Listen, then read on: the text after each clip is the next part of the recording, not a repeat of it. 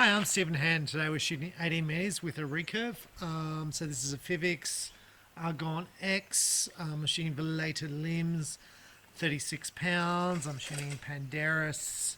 I think these are called Infinity arrows. They're cheap, 65 bucks a dozen. Really cheap.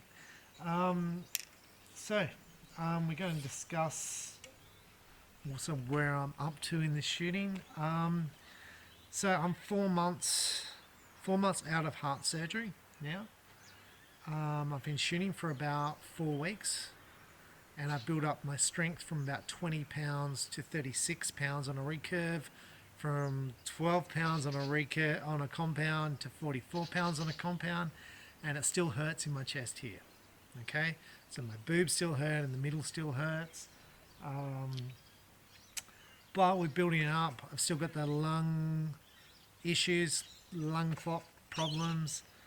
So we'll sort of talk about all that, but let's shoot and you can kind of see how I'm shooting.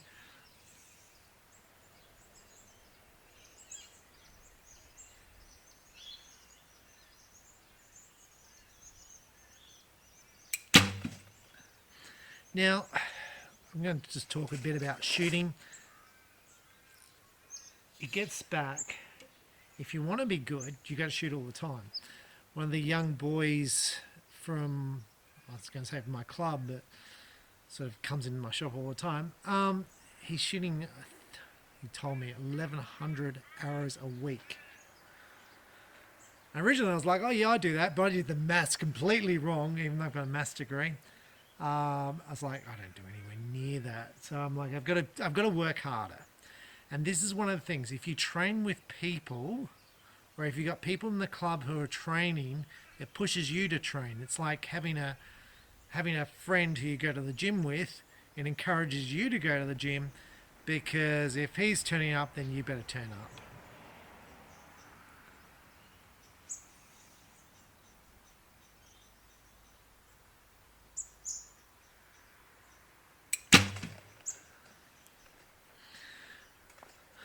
It's quite easy to shoot on a beautiful day when there's no wind and it's nice and there's sun around, but it's hard to get motivated when it's cold and it's raining and you still got to work, right? So, but it gets to a thing that you've got to train and you've got to put in extra work. So I'm doing treadmill every morning for half an hour. I should be doing weights, and I do weights to strengthen up all parts of my body. You want to strengthen up your shoulders, you want to strengthen up your abs, because you don't want, you should strengthen up everything, but you don't want your body to fail on you. And what weightlifting is going to do is reduce the chances of your body failing on you.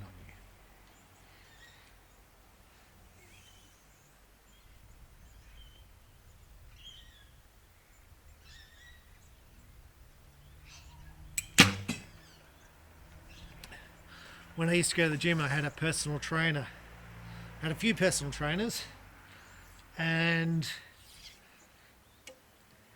I'm going to say their words of wisdom every day. None of them drank alcohol. They all ate healthy, and it's a different circle of friends, if you know what I mean. If you hang around with people who drink a lot or do drugs, you're probably likely to drink a lot and do drugs too. If you hang around with people who are healthy and eat healthy, you're likely to eat healthy and do healthy things. If you hang around with runners, you're likely to run. If you hang around with archers, you're likely to shoot arrows. And if you hang around with archers who shoot a lot, then you're more inclined to shoot a lot because you want to kind of keep up to them.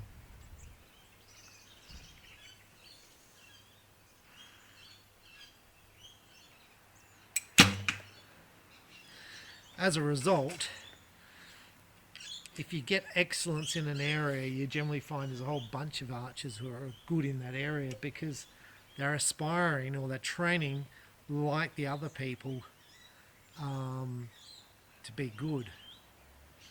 It's very rare you'll get I'm going to say a diamond in the middle of nowhere, because it's just very hard to be motivated and to achieve if you don't have people around you encouraging you.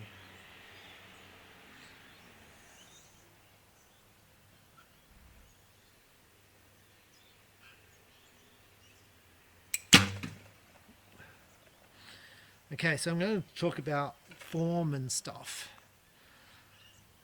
I carry on all the time that form's everything, and I've been shooting for over 40 years now.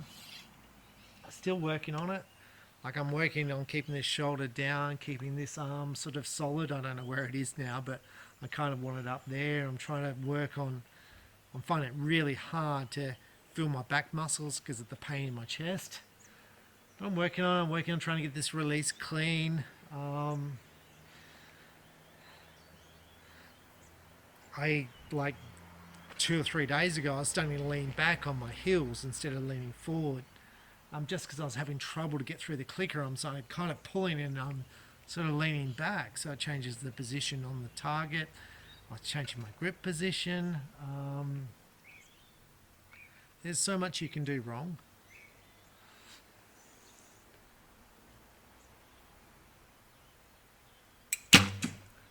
That it amazes me when it hits the middle.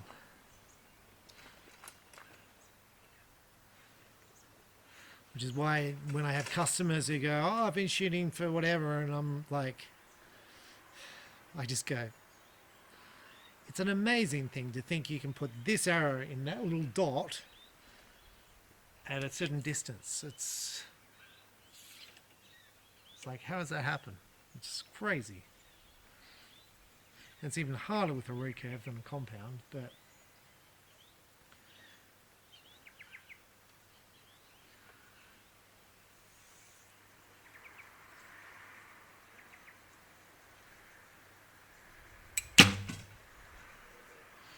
so I've got a young boy up in the country, Brock, who's shooting recurve very, very well, like state Australian good well.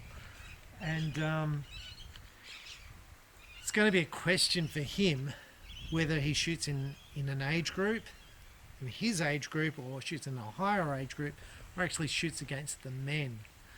And I don't have the answer for that. It's very...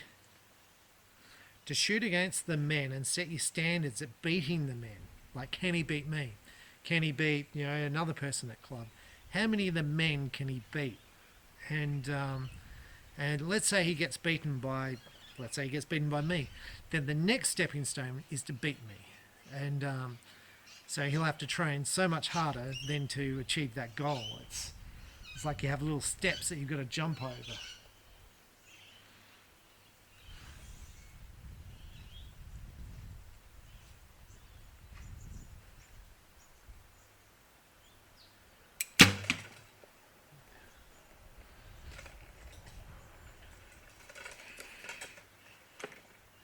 I suppose what that is motivation. You need motivation. You need motivation to continue training, to goals to hit.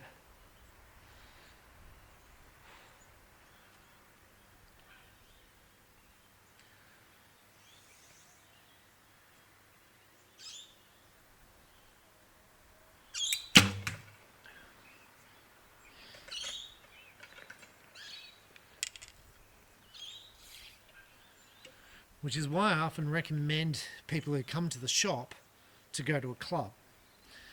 It's not so much like you go to a club to make friends, and I'm not saying you shouldn't go to a club to make friends, but it keeps you motivated, and you'll be shooting against people who are similar to yourself, and you'll meet people who train less or more than you, and that can motivate you.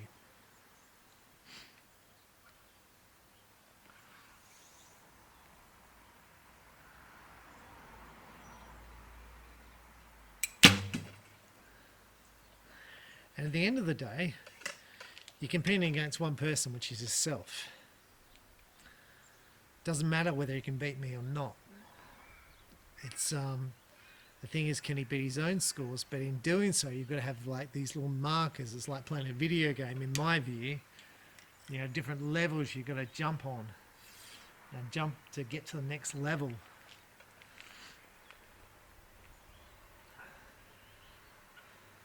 Oh, let's choose there.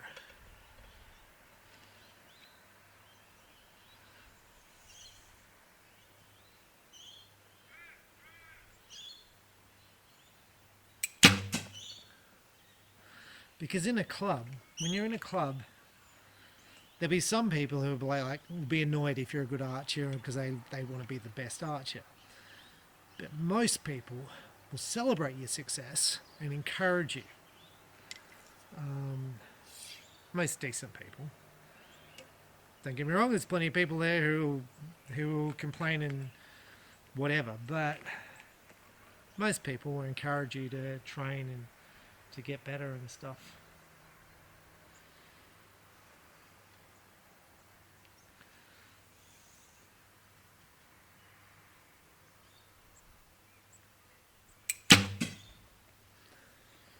Let's go and take a look. When arrows fall like this, you run a big risk of another arrow hitting them and splitting them.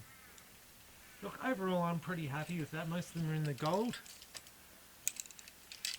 I like this target because there is a pull the arrows out. Most of them are in the gold, and look, I've got a few strays there, and I'm okay with that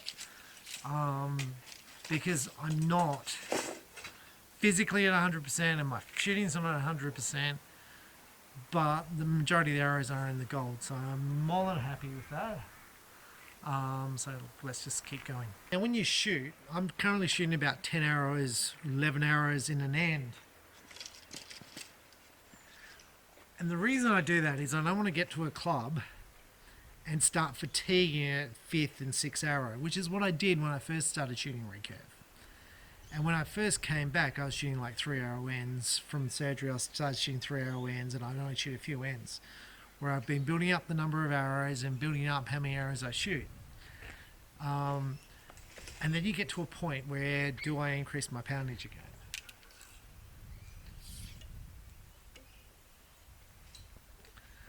But you always want to be sort of thinking, what's my next step?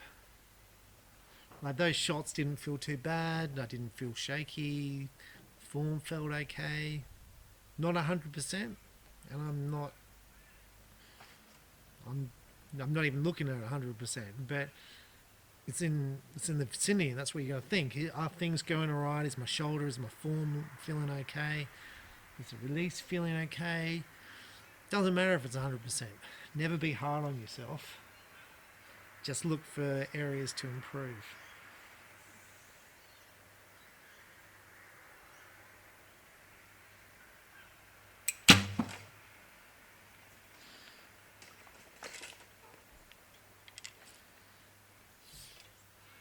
And you know, if you're struggling shooting, this is 18 meters.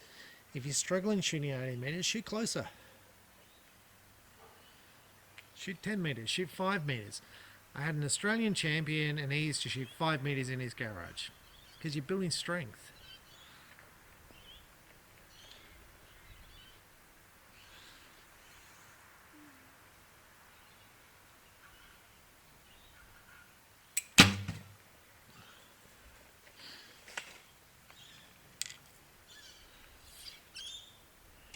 So I'm going to talk about diet and stuff, being healthy, because obviously having the heart problem, there's plenty of videos on it, but sugars are bad for you, carbs are not good, and this is, I don't know if I'm meant to give medical advice, and this is basically stuff I've learned, because carbs turn to sugar, and sugar's bad. Oils, and I say like vegetable oils, not good. So I'm having like olive oil, coconut oil, macadamia oil. So you don't want seed oils. Apparently that creates a lot of the inflammation and problems with the heart. It just could have been COVID and could have just got unlucky, but just listening to all the doctors, I'm trying to be healthy, and they're like, well, if you have these vitamins, if you eat this,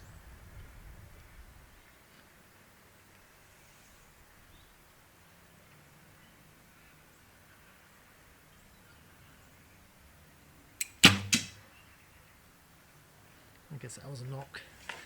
So, yeah, so let's just go over the basics.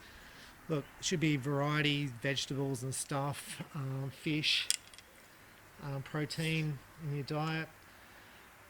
I have vitamin supplements, and I'll just go through the vitamins. I'm having omega, which is like a fish tablet. I'm having B tablets because it's meant to be good for your eyes. It's meant to be good for sleeping and good for heart, I think. I'm having C, which is like your orange juice. It's meant to be good for boosting immunity. I'm having D. Don't ask me what D's for. I'm having zinc. It's meant to be good for healing and immunity. I'm having magnesium. It's meant to be good for healing and building muscles and body repair.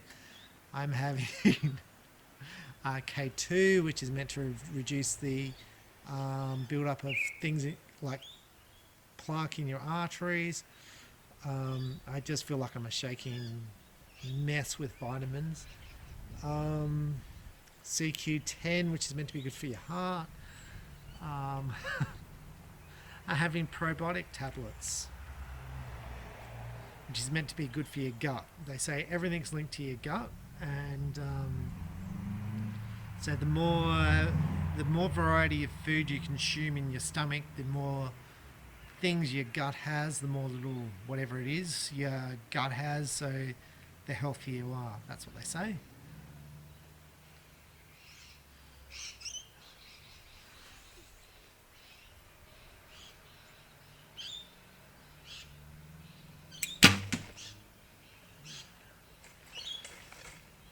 I suppose you got the choice. You can go, well, I don't want to have vitamins and stuff, and it's like, oh, that's okay. And you got to say, is there any downside to it? But for me, I just want to get healthy, and so I eat eggs. That has all those things. Avocados. I'm eating, like, when I say huge amounts of avocados, I'm eating an avocado a day.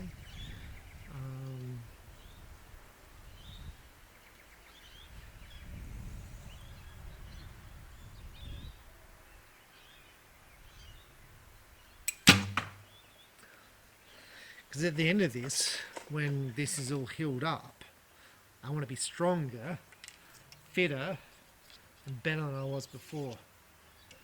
Now, if you're 20 and 18 and 16, I have so many archers who are young, you've got so much advantage over me because your body is so much in better condition than mine, because mine's breaking down and yours is building up. So if you put all like healthy stuff and eat healthy and don't do bad stuff to your body, you're going to be so much healthier, so much fitter.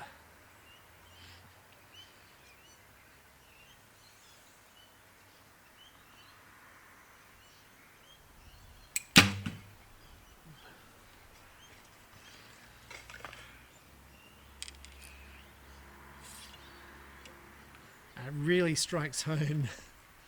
It really strikes home when you're there under the operating table and they're checking out your heart, and the doctor's like, why have you got this damage? And it's like, I don't eat that bad. I don't consume alcohol. I don't do drugs. I don't smoke. I don't do any of that stuff.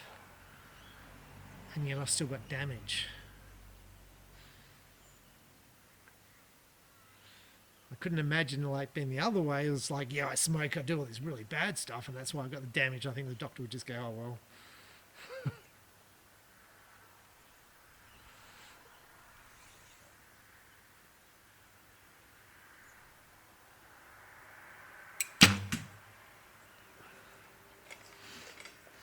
So I get asked today, some of the questions today, I get asked so many questions every day. 3 fletch versus 4 fletch. I don't rate it. I know plenty of people have tried it.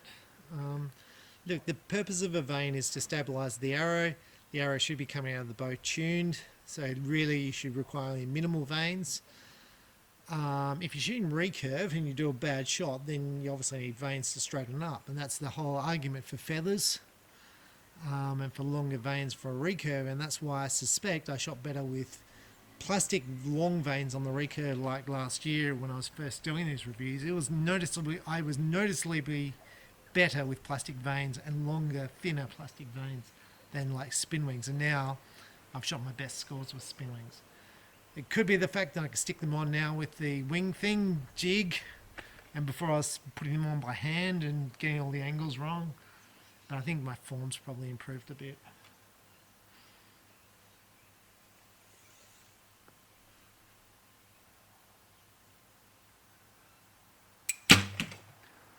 So, summary of that, if you've got good form, it won't make any difference. And the vane's just there to correct the shaft. So 3 fletch versus 4 fletch, what you're saying is, let's say you've got blazer vanes, which are 2 inches long, and you've got 6 times 3 of them, so you've got 6 inches worth of stability. You add another one, so what you're saying is the difference between 6 inches and 8 inches. Should be nothing in it. Like, and then you're talking about height of the vane versus the... You can talk stiffness of the vane versus soft vanes. If you want to talk about that, then, you know, the stiffer the vane, the more stability you get. The longer the vane, the more stability you get.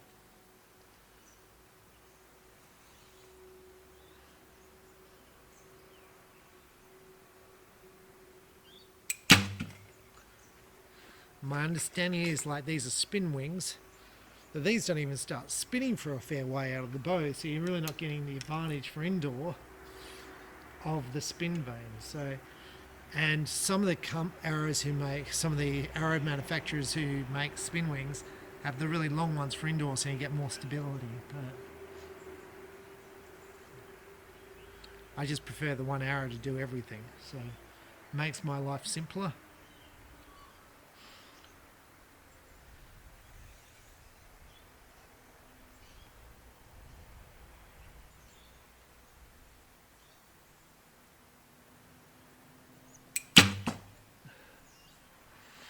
Now, when I shoot, I normally have a TV on. I don't know if you can see in the background, I have a big TV over there.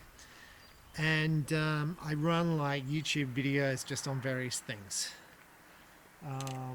Stuff to stop me getting bored. It could be economics, it could be health, it could be archery, it could be just day-to-day stuff. Different people's views on whether the economy is going to crash, whether the housing market, whether crypto is going to be big, whether gold's going to go up. And I generally watch both sides of a story.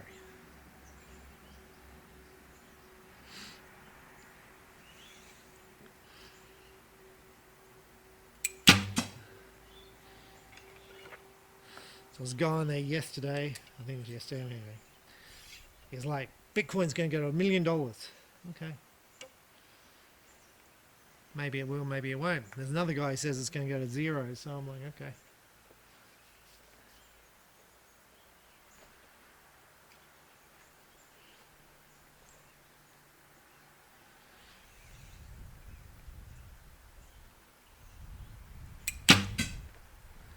Let's go take a look. Again, I'm pretty happy with that because my form's on 100%. Couple of 3, 4, 8s, and the rest are in the gold. Now, one thing I do is I post pictures of in Facebook, generally on like how I'm shooting or when I shoot well. And the other day, I came up with a memory of me shooting 18 meters in my backyard, and all the arrows were in the 10. I'm like, wow, that was awesome. But I'm clearly not shooting that well now. But I don't feel like I'm shooting that bad. So with archery, you're going to have ups and downs, and you just keep going. Just keep going, you work through it. Replace your knocks when you shoot them off. Your pin may be bent. And one reason why I went for the 4.2s, the pins are a little bit stronger on 4.2 than 3.2. So 3.2 being the thinner, like X10 variety pin. When you're robbing with the X10 pins, like they're generally bent. The 4.2 is a little bit more solid. And I tend to shoot a few pins off because I shoot, 12 arrow ends.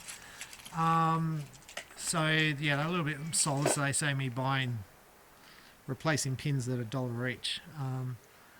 Anyway, I'm Stephen Hand, so that was like 20 odd arrows. I'm going to keep shooting. But I feel like I'm shooting pretty solid. So with the compound I shot the other day, and it wasn't great. It was about 285, I think I shot for an indoor round. I'm shooting about 270s, and I think like those ends would be better than 270, but I'm shooting about 270s for the recurve indoors. So that's down from before the operation, but it's getting there. So that's all I'm just to say. I'm just working through, and just enjoy the process of it. Enjoy that you're out here doing it. It's relaxing. It's nice, and yeah, have it be something that you enjoy, that you just switch off and do. Anyway, I'm Stephen Hand from Archery Supplies. Thanks for watching, and the more you shoot, the better you shoot.